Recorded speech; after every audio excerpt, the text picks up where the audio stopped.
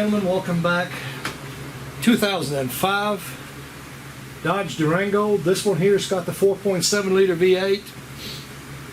That's the old Magnum engine. I'm gonna bring you around. This one here, customer request, or customer request that I make the video actually. I think this is probably going to be self-explanatory. I don't have to say much more. Get you a shot of this right here.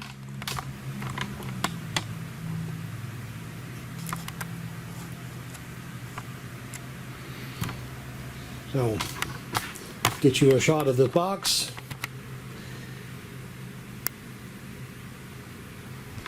So, I think at this juncture here, that's pretty self-explanatory. That is correct. We are doing a head replacement on this truck. Reason, doesn't matter. Makes no difference. The customer wants the head changed. That's all we need to know for this video. When you look at these trucks, kind of look around a little bit. Yeah, battery terminals are pretty bad shape. We'll clean all that up. Kind of look around up here. Pretty big deal to do that job. And no, actually, let me get you set back over here so I don't shake all over the place. But actually, it's not that big of a deal. These are actually pretty decent vehicles to do. They get stripped, and I don't want to sit here and spend 20 more minutes talking. What it amounts to, we're going to go ahead and yank the radiator out of this vehicle as well. I started underneath by opening the pit cock to the radiator so it's drained. I got to recover the AC. I'm not going to show that part of it. I mean, that's a matter of hooking the machine to it, recovering what we can recover out of it. You know, we'll fill the system, seal it, reseal it, and fill it up later on. I will turn the camera on for the meaningful stuff. Once I get underneath, that's when I'm going to turn it back on.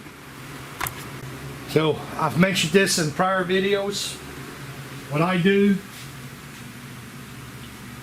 and this is a matter of being on a lift. That really has no bearing on you doing this work at home. I'm going to go ahead and pull, in this case here, I'm going to go ahead and pull all four wheels. Well, some shops, of course, depending on who the shop owner is, you know, and how they look at this. Some people don't want you to touch that kind of stuff because of liability issues. When you do take stuff off that doesn't need to be taken off. Some shops don't care. Some mechanics do want to do it. Some mechanics don't want to do it. It's a hit and miss. I do it for the simple reason it's much easier for me to reach on the top because we can let the vehicle down another, I'm going to dare say about 12 to 14 inches. I'll flip you around underneath the truck. One of the O2 sensors plugs in up there. Get you back a little bit. That's right beside the transmission. The other one goes up. And these ones here, oh yeah, one of them lives up there with the blue wire showing. Other one kind of goes up. It's tucked up there as well. So here's what I'm proposing to do first. This, as far as this exhaust, because it's old and rusted, I'm gonna go ahead and cut it because the exhaust will have to come off. No, we're gonna have to do that anyway. I'm gonna just go ahead and cut it. Make sure, okay, you can see me. The cross member over here, I'm gonna unbolt it. We'll have to get that, probably have to have it out anyway to get the exhaust undone. First thing to do is I am gonna go ahead and spray the exhaust bolts. I'm gonna go ahead and spray them a little bit with something. May not do anything, may do something, I don't know. Gonna spray them anyway. Stay tuned. Real quick, the best area that I found to make the cut is right there. We can later on, we can make a pipe that slips over this one and go over the other one and clamp it, or we can weld it. Either way, same difference really. So, and yes, I do realize that some of this stuff pertains to people that have lifts. Some of the stuff is universal. Kind of bear that in mind. mean, it's sometimes hard for me to picture what I would have to do to if I was on the ground working. So you have to bear with me on that. And you probably wondered, well, he's going from one thing to another, not finishing stuff that he's doing. Well, here's why. So the bolts for the cross member, you're going to need 18 wrench and an 18 socket ratchet. And then you've got 15s for the motor mount, or the transmission mount, sorry. So what I got going on here, of course you have to have a jack underneath it when you undoing the cross member. But because of where this oxygen sensor lives up here against that transmission, we can safely, without hurting anything, lower this down actually quite a bit without hurting the motor mounts or anything like that. And let's see. No, I don't know really if the camera does it justice, but anyway, if you look up there where the plugs are, that has just given us a tremendous amount of clearance, trying to or not having to squeeze our hands in there so tight and then end up having to have the swearing box full of quarters. Well, that's so much easier to do it this way.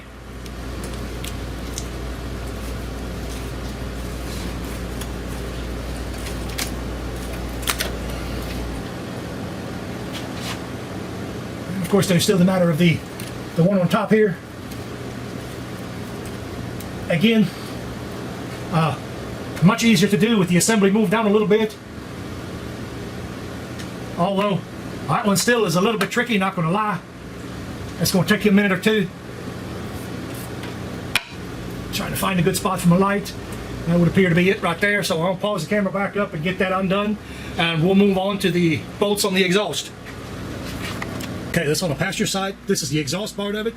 So this one, this exhaust here, you can take it loose, reaching in the side. Quick tip, that nut right there, most of the time, it doesn't matter. I'm not going to make a long story out of it. Get new hardware. Every single time, get new hardware. Get that bolt, get that nut. I don't care, because that's going to save you an hour later on. Bad enough on the underneath this thing here. It seems like this is going to take as long as it is to do the work on top. So do yourself a favor, replace this hardware every time. They have a little sheet metal tab normally welded onto it, and I'll show you why I said that, because this is about a common thing that you see. Anything that has age, oh, here you go. There's no more tab on it, nothing to hold it in place, so it's just going to swirl round and round and round and round. So I'm going to turn the camera back off. Just thought I'd throw that in there with it. That's going to be super duper hard for you to see that, but this is what remains of the tab that normally keeps this nut from spinning. It's welded on here, and there's a finger that sticks out, and that normally catches enough to where you spin off. Does that ever work? 9 times out of 10 it does not, so be prepared. I really am entertaining the idea to just go ahead and get the torch and just nip them out of there, and 2 seconds later the job will be completed. Definitely a favorite part of mine. Sorry about that. I just about almost didn't turn the camera back on. Anyway, the resonator up here that goes through your throttle body has to come off. The hose, air filter housing, the whole entire thing comes out. We're going to remove computer wires. I'm going to take the hoses off of here in a minute. Like I said, I'm not going to film all of that, but you can pretty much use your imagination. These overpass tubes, I'm going to call them, go to the heater core. Back here, they go down through the water pump. All of that has to be removed on top. This part here is pretty self-explanatory. As a matter of fact, likely, because it's going to, the time it takes is really worth the time, is what I'm saying. I'm probably going to go ahead and remove this dryer, this AC dryer. Once I remove that in the back, I've got these plugs. These are laboratory plugs.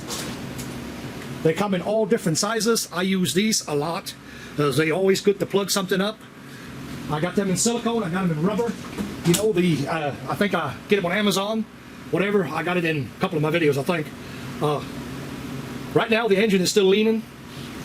And as you see here, the fan clears. They always do. Not a problem leaning that engine back.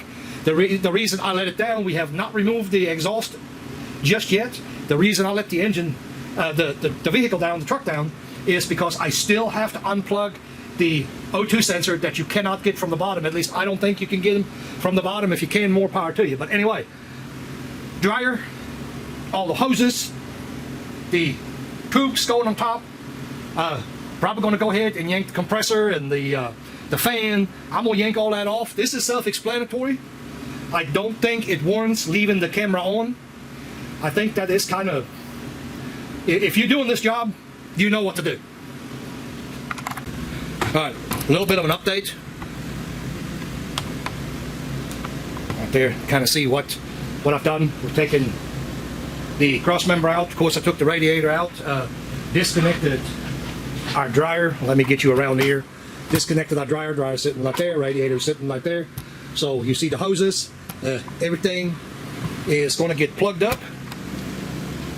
Well, most of it actually has been plugged up already. Over there where the white plugs are shown, you can see them. I know you can. Everything is plugged up right there, so we'll plug up our hoses, and I got plugs on the transmission cooler lines, which are down here. They've got the green plugs on them, so that don't leak. I'm about to remove the coolant, the damper.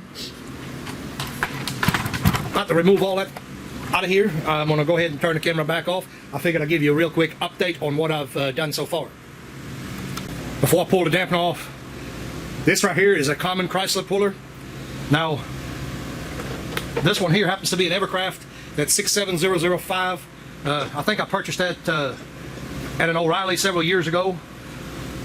And that, you know, it's unfairly called the Chrysler puller because that actually works on a lot of the GMs, and it works on some of the Fords as well. I had to make a rod, a longer rod. The way that works is it sits on in the crankshaft, and the nut goes on, the bolt goes on there like this, and that's what pushes it. So of course I have to figure out which one we're going to need. I can't get camera in there. It sets up, there's flats on these dampers. There's little flats on it on the side, right in this area, right in here on the back side. So that's where that engages, and generally they're pretty easy to set up. I've actually broken all of them. I normally keep rubber bands here at the shop, and once I get that put on, I normally wrap a rubber band around it, and that keeps it from falling off on you while you're trying to get everything else started. So anyway, turn the camera back off. There you go. Get you another shot at this. See what that looks like. Of course, that's my socket in the front of it, so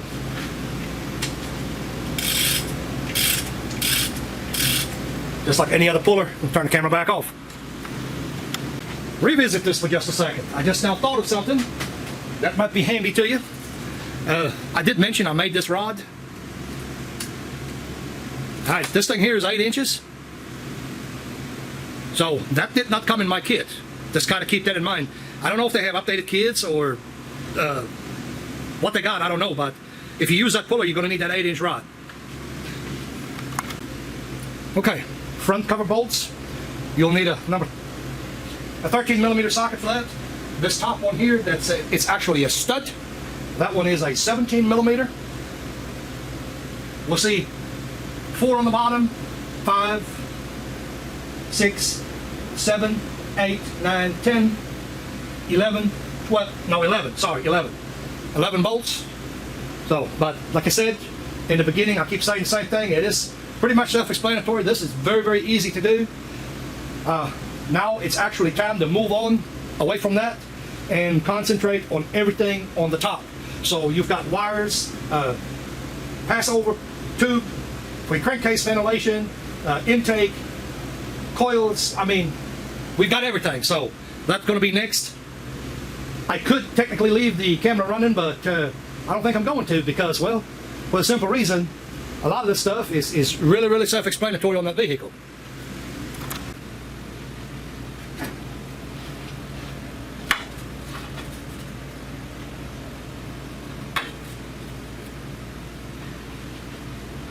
As a quick tip, get my noggin out of the way before I tip. These surfaces right here, make sure they're clean.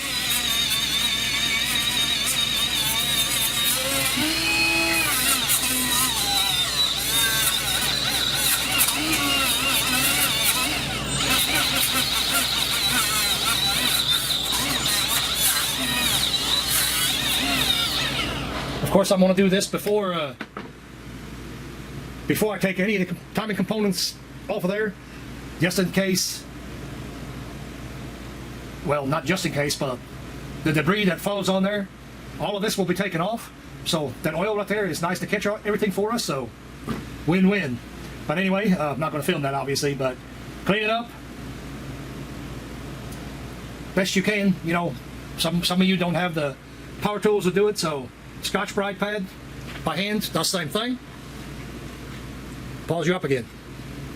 And not that it has any kind of bearing on anything that I'm doing here in this video, but if you're wondering why I'm kind of flip-floppy, I've already done 3 things. You know, I've been out there and I had to make a run to a store to place an order. I've done put a key and key fob into a vehicle, and I also already went and unlocked a residential door. So I've been in and out of the shop, just in case anybody is wondering, you know, why I'm kind of flip-flopping. That would be why. 2 more things I almost forgot. Now, as far as these bolt holes are concerned, you know, stick something in it, then you're going to realize that all of these holes are actually blind, and the ones that are not blind are out in the open. So none of these fasteners is going to require any kind of sealer or anything like that. Right off the bat, we know that because we done checked. Second thing that I want to mention, this is not, of course, not a tool review. That's going to be later, but I'm going to throw that in there. You know, I've been using this Milwaukee here quite a bit, and I can already tell you, I don't like it. I do not like this little sander here for buffing anything. They're cumbersome, they're too large, they don't have power. So there will be a review on that tool later on, a real review. I'm going to use it a while longer. I've been using it on stuff to get into tight places. This is okay, but getting into anything a little bit tighter than that, it's not worth the crap. So figured I'd throw that in there real quick. So stay tuned for that review coming up sometime in the near future. One more thing real quick.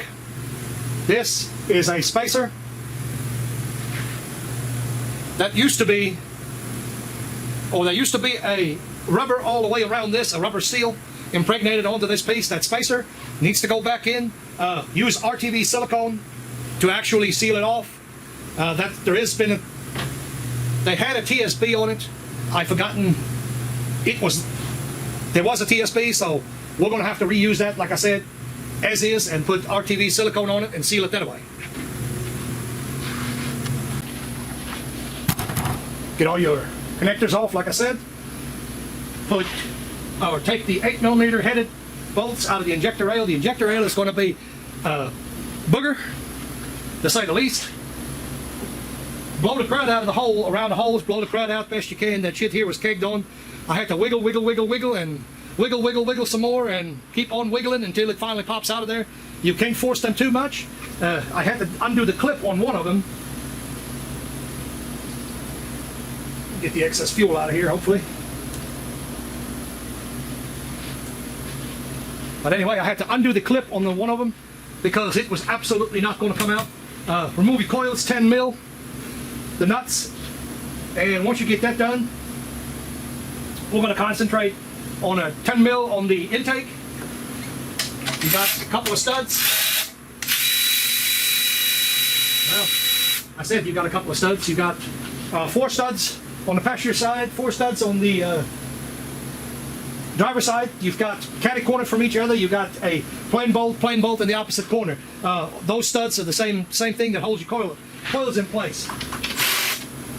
Oh.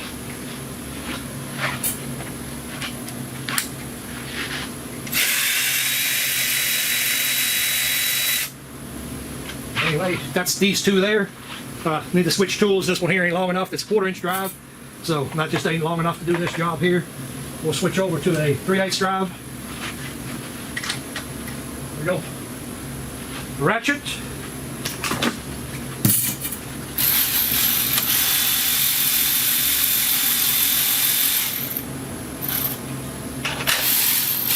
Well, it's going to take forever. I'm about out of juice. Get the battery. I'm going to do all that, and basically we're really down to the nut cut now, so we'll get the intake off of there. Of course, I had to undo my throttle cable and all that. Like I said, it's very easy. You can see what you need to do. It's not rocket science. I wouldn't be doing it, but anyway, intake, valve covers, heads, you know, I am going to turn the camera back on for the heads, actually, because now those will have the timing components on it that we'll have to undo. Of course, we have to undo the EGR. This is the EGR tube. Inspect that tube carefully. Make sure that tube is good to go. Seal needs to be replaced on that tube. Don't forget about that. These Dodges, it's not super terrible to get an EGR valve in it, but it does sit in the back of it. I mean, like I said, it's not super terrible to get one in it, but if there's any doubt on the EGR, right now is a good time to change that EGR valve instead of having to spend another half an afternoon later on and having to replace the EGR. I mean, whatever. You know, I personally, I'd replace it. Know it's going to work for me.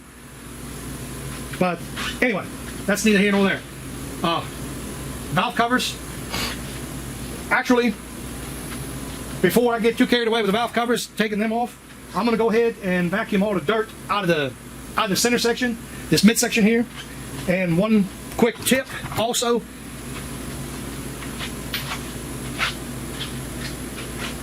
when you put this assembly back together, oh, come on, baby!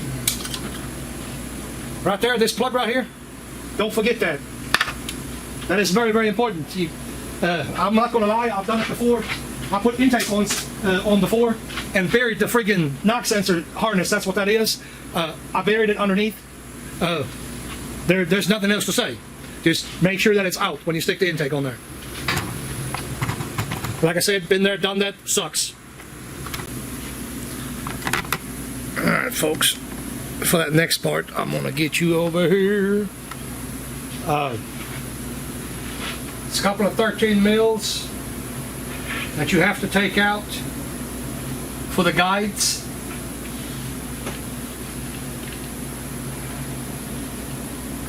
And then there's also what I do with it. A T40. That's a pin right there.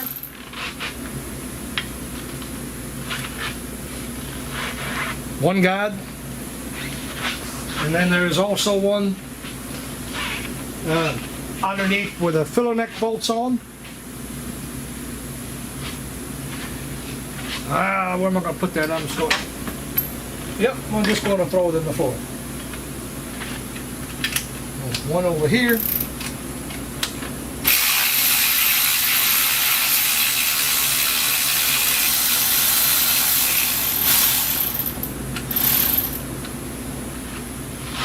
These are the pins right here. Of course, I dropped one of them.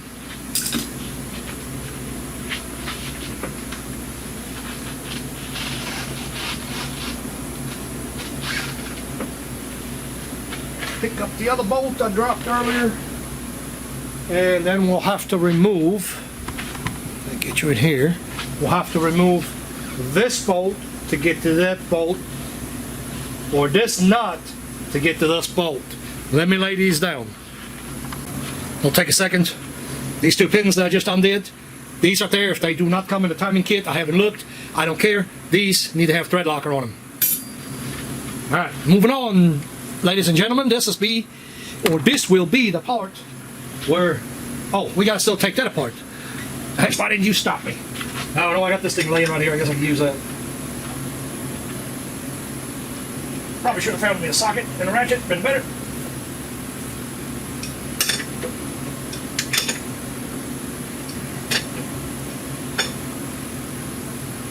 Heck, that was laying right there, I don't know why I did that. Grab the proper size here. 20, 22, 24, something like that, 22.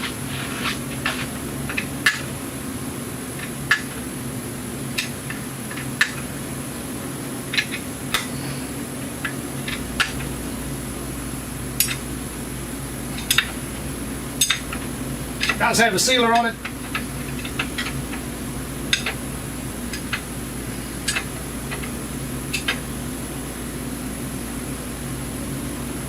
Sealer, thread locker, or something on it, so the bolt. You have to reach in through here. That's how you get that out.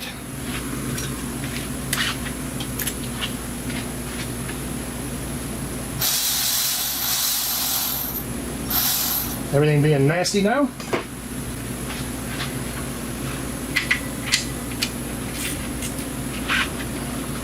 Let me get that on that ratchet.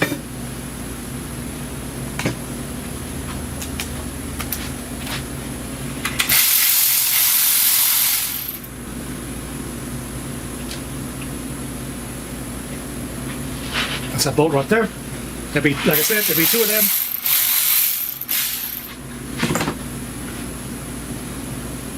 I don't want to throw it in my cart like that. It got some nasties on it. This thing here's got water going in the oil, I guess. Lost the number 8 spring, I'm sure.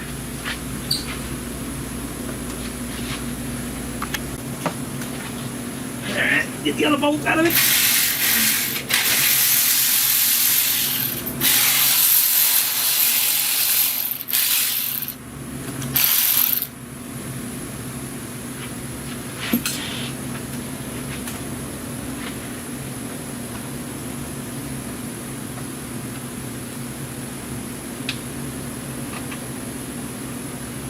Oh, come on now.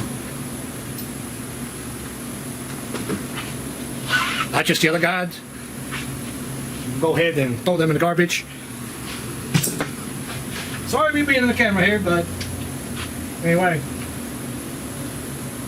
I haven't looked back there, but like I said, 13 mil, 2 here, 2 here, 1 in here, 1 on the opposite side. Okay, so we'll have to reach in, or I have to reach in, get that one. Hadn't done that yet. You got to remove the guide to get to it. So that's the very next thing.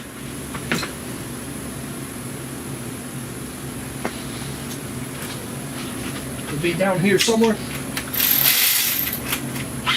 Oh, maybe that's a 10 millimeter. Sorry, not a 13. That's a 10.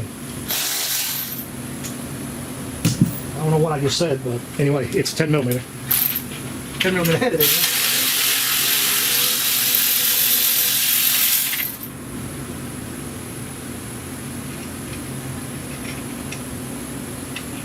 I keep mentioning that over and over in my videos. You know, when I say it's 10 millimeter, I'm talking of actual socket size.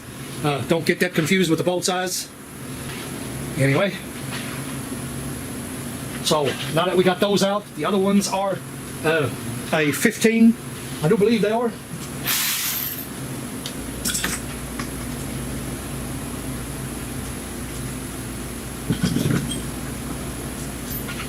I think they are a 15.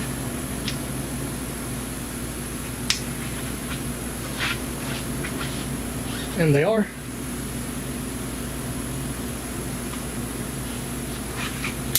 And honestly, I haven't looked up torque spec. I don't know how tight them little things are. Not that bad. So the 3/8 ratchet handle it, no problem.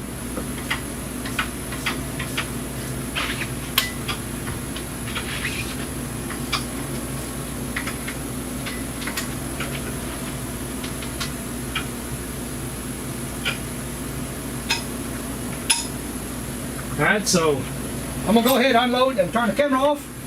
15 millimeter bolts, and this head is fixing to come off of here. Turn the camera back on as soon as I get the heads off of there. Actually, I won't be turning the camera back on until in the morning. So, well, not in the morning, but tomorrow afternoon, that is.